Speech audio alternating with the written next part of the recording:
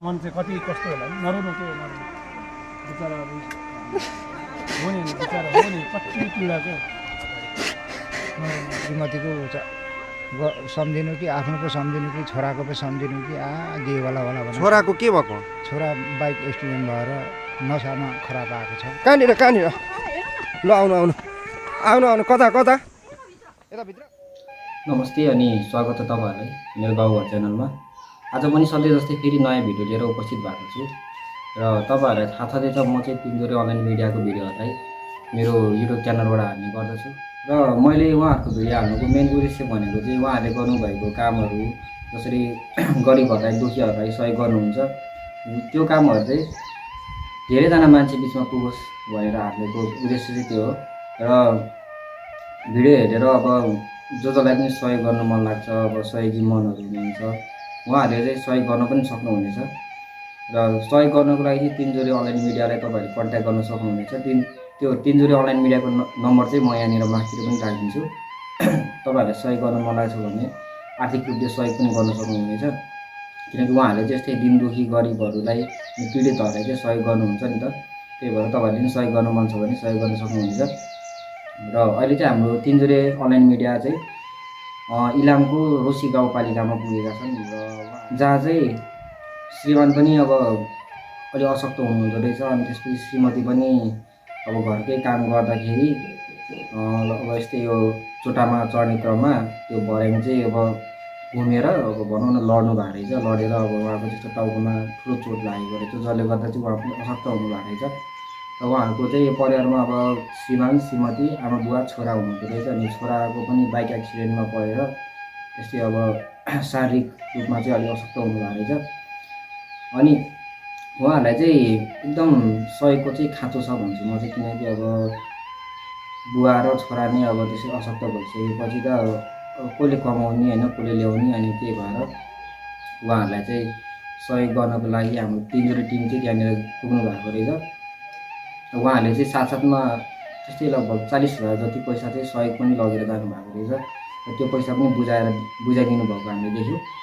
र म के भन्न चाहन्छु भन्दाखेरि तपाईँहरूलाई पनि त्यसै नै अब सहयोग गर्न मन छ भने दुखीहरूलाई गरिबहरूलाई सहयोग गर्न चाहनुहुन्छ भने हाम्रो तिनजोरे अनलाइन मिडियालाई चाहिँ कन्ट्याक्ट गर्न सक्नुहुनेछ। फेरि पनि भन्दैछु यति भन्दै म चाहिँ भिडियोलाई अब अगाडि बढाउन चाहन्छु। भिडियोलाई चाहिँ अन्तिमसम्म हेरिदिनु होला। अन्तिमसम्म हेर्नुभयो भने तपाईँहरूले सबै कुरा बुझ्नुहुनेछ र हामी चाहिँ भिडियोतर्फ जाउँ है त। कहाँनिर ल आउनु आउनु आउनु आउनु कता कता यताभित्र। ए ल बुवा के भयो अरे यहाँ मेरो श्रीमतीको टाउको यस्तो फुटेर अपरेसन गरेको छ। ओहो अनि 2 महिनादेखि खाना पनि खाएको छैन। हजुर हजुर यसो जाउलोको रस गुलगुज पानी भातै खाएको छैन खाना खाएको छैन। अब यसरी अब मुख उगाएर चम्कीले थोरै लगाइदिनु पर्छ। के स्टिल लगाएको छ यहाँ अब मेरो खुट्टा भाँचेको यो यहाँनिर अब ए तपाईँको नि खुट्टा भाँचेको 2 वर्षमा निकाल्नुपर्छ भनेको डक्टरले त्यो पनि निकाल्नु सकेको छैन। यो वैशाखमा 3 वर्ष पुग्यो। अब अनि स्टिल निकाल्नु पर्छ भनेको रहेछन् किन ननिकाल्नु भएको? अब आर्थिकले गर्दा अब कतिवटा अब श्रीमतीको सम्झिनु कि आफ्नो पो सम्झिनु कि छोराको पो सम्झिनु कि जे वाला छोराको के भएको? छोरा बाइक एक्सिडेन्ट भएर नसामा खराब छ। ए अब हिँड्दाखेरि अब रक्सीले माते जस्तो भएर हिँड्छ। आँखा देख्दैन एउटा आँखाले त्यस्तै छ। अनि यहाँ श्रीमतीको के भएको केबाट लडेको? यो सिँढी टाढमा चढ्दै गर्दा चाहिँ माथि जुन टाढा पुग्ने बेलामा चाहिँ फोल्ड भएर झरेर जुन यो देब्रे भाग मात्रै बज्रेको बलिसीमा। ओहो अनि टाउको नै पुरै खप्मै गयो। यो पुरै आधी गहिरो भएको छ त यी यो खपरै जम्मा झिकेको छ। आमा यो अनि त्यही भएर खाल्डो भएको यो भाग किचिएको।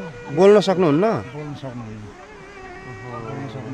अब हातखुट्टा उल्टीपल्टी पनि छैन। अब हातखुट्टा पनि चलाउँदैन। यस्तै हो। एउटा परिवारमा यति ठुलो वज्रपात पर्यो कि श्रीमतीको टाउको फुट्यो, श्रीमानको खुट्टा भाँचियो, स्टिल निकाल्न सकेको छैन अनि छोराको पनि एक्सिडेन्ट भयो। छोरा पनि रक्सीले माते जस्तो गरेर यस्तरी हिँड्छ। मान्छेले हेर्दा पनि रक्सी खाएर चाहिँ यहाँ यस्तो भएको हो कि भनेर चाहिँ मान्छेले सोच्छन् होला। तर यो परिवारमा यति ठुलो वज्रपात पर्यो, छोराको एक्सिडेन्ट हुनु अनि बुवाको खुट्टा भाँचिनु, आमाको टाउको फुट्नु, यो एकदमै ठुलो दुःख र यहाँ आउँदाखेरि चाहिँ हामीलाई यस्तो लाग्यो कि दुःखमा सबैजना चाहिँ बाँचिरहेको रहेछ र तपाईँले सकेको सहयोग गर्नुभयो भने यी आमाको उपचार हुन्छ र यी बुवाको खुट्टाको स्टिल पनि निकालिन्छ भन्ने हामीले पूर्ण आशा राख्यौँ र बाँकी कुराहरू हामी उहाँहरूसँगै कुराकानी गर्छौँ र म यो भिडियो बनाउँदै गर्दाखेरि चाहिँ सकेको सहयोगहरू गरिदिनु होला भन्न चाहन्छु। होइन कति तपाईँको मन चाहिँ कति कस्तो होला नि नराउनु के नराउनु बिचराहरू हो नि बिचरा हो नि कति पीडा क्या नराउनु तपाईँको श्रीमती जसरी पनि देश विदेशबाट सहयोग गर्नुहुन्छ नराउनु सबैलाई मन पीडा कति छ बिचरा एउटा जङ्गलको बिचमा बस्नुभएको एउटा केही मान्छेले अरे मन थामेर क्या जे होला भन्ने खालको मनले उहाँ चाहिँ बसिराख्नु भएको छ उहाँको एक्लो छोरा र आमा नि यस्तो अचानकले घरबाट चिप्लेर झऱ्यो अब भन्नुहोस् न अब 2 महिनादेखि खाना खाएको छ अनि यति पीडा त सायद शत्रुलाई पनि नपरोस् भन्ने चाहिँ उहाँको हाम्रो के तामाङ खोइसिङ तामाङको चाहिँ सन्देश हो। तपाईँले सकेको सहयोग गर्नुहोस् होइन हामीले त उहाँको पीडा देखाएको यति ठुलो जङ्गल यो इलामको होइन अनि यहाँनिर चाहिँ सहयोग गर्नुहुनेछ बुवा नरोस् तपाईँको पक्कै उपचार होला उहाँ मम्मीको आँसु चुहिरहेछ कि त्यो कारणले कतै निको हुन्छ कि भन्ने पनि एउटा सङ्केत हो क्या आँसु चुहेन भने चाहिँ हेर्नु त यतापट्टि आँखा यतातिर आँसु आएको छ यता आँसु आइरहेछ क्या आँसु आएन भने चाहिँ हुन्छ कि उहाँको मनभित्रबाट हामीले यो पैसा हेर्नु पर्ला बा होइन कतै उपचार पो हुन्छ कि उपचार पो हुन्छ कि भन्ने एउटा सोच पनि बोली भयो त केही शब्दहरू राख्नु पनि हुन्थ्यो होला कि अब बोली छैन त्यही भएर बोल्नु सक्नु त्यही भएर चाहिँ अब त्यसमा आँसु बोल्ने मन त कति हुन्छ यहाँ पैसा नि यदि आउनुहुन्छ केही न केही छ कि अब को हलाउनु त यसो पनि गरिरहेको छ क्या ऊ त्यस्तो गरिरहेको कति बुवा नरुनु के रुनु बुवा होइन त्यसै गरी हाम्रो हजुरको नाम के पो भन्नुभयो रिना राईले हामीलाई आह्वान गरिसकेपछि जति पनि सहयोग गर्नुभएको छ होइन शारदा याक्सो हाल हङकङ नेपाल घर ताप्लेजुङ हङकङ बसाई काठमाडौँ ललितपुरबाट $1000 चाहिँ हङकङ डलर पठाउनु भएको छ भने केशमती थोप्रा हङकङ नेपाल घर चैनपुर बसाई काठमाडौँ धरानमा बस्नुहुन्छ उहाँले नि $1000 हङकङ पठाउनु भएको छ भने पञ्चमाया लिबाङ हाल हङकङ नेपाल घर ताप्लेजुङ बसाई धरानबाट चाहिँ $500 हङकङ जम्मा चाहिँ नेपाली 44,750 रुपियाँ पठाउनु भएको छ भने उहाँलाई 40,000 दिनु बाँकी रहेको अलिअलि पैसा चाहिँ मिडियाले अलिअलि तेल खर्च गर्नु भन्नुभएको छ उहाँले अनि यहाँ त इङ्ग्लिस पनि लेख्नुभएको छ किस्मती थोप्रा घर थियो ठिकै छ सहयोग गर्नुभयो सहयोग गर्नेहरूलाई धेरै धेरै धन्यवाद होइन अब मेरो श्रीमतीले अझै पनि अब सहयोग गरिदिनुहोस् बचाउनु चाहन्छु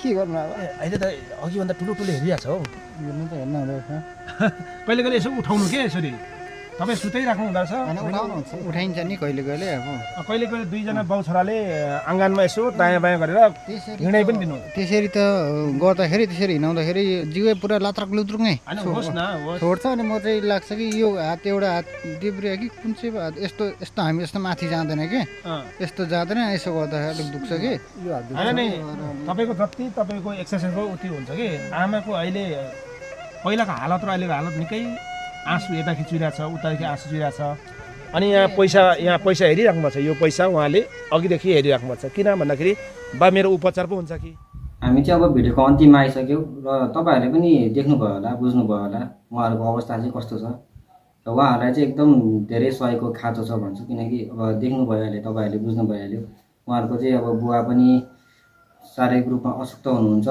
अब छोरा पनि त्यस्तै अब बाइक एक्सिडेन्ट भएर अशक्त हुनुभयो त्यही भएर म चाहिँ के भन्न चाहन्छु भन्दाखेरि जति सक्नुहुन्छ त्यति नै सहयोग गर्नु होला धेरै पनि गर्नुपर्छ भन्दिनँ अब एकजनाले 2 जनाले 3 जनाले गर्दा गर्दै धेरैजनाले सहयोग गर्दाखेरि थोरै पैसा पनि धेरै हुन्छ र तपाईँहरू जतिजनाले पनि यो भिडियो हेरेर सहयोग गर्न मन भएको हुनुहुन्छ उहाँहरूले चाहिँ तिनजुरे अनलाइन मिडियालाई सम्पर्क गरिदिनु होला भन्न चाहन्छु अनि सहयोग गरिदिनु होला उहाँहरूलाई। तपाईँहरूको सानो सहयोगले पनि उहाँहरूको जिन्दगीमा परिवर्तन आउन सक्छ, खुसी आउन सक्छ। त्यही भएर तपाईँहरूले कन्ट्याक्ट गर्न चाहनुहुन्छ भने माथि कन्ट्याक्ट गरिदिनु होला भन्न चाहन्छु। र यति भन्दै फेरि अब आजको लागि चाहिँ म बिदा लिन चाहन्छु। र फेरि पनि यही भिडियोको बारेमा केही नयाँ अपडेट तिनचुरे अनलाइन मिडियाले ल्याउनु भयो भने म फेरि पनि नयाँ अपडेट लिएर आउनेछु। यति भन्दै आजको लागि चाहिँ यो भिडियो चाहिँ म यहीँ अन्त्य गर्न चाहन्छु। हस्त, नमस्ते।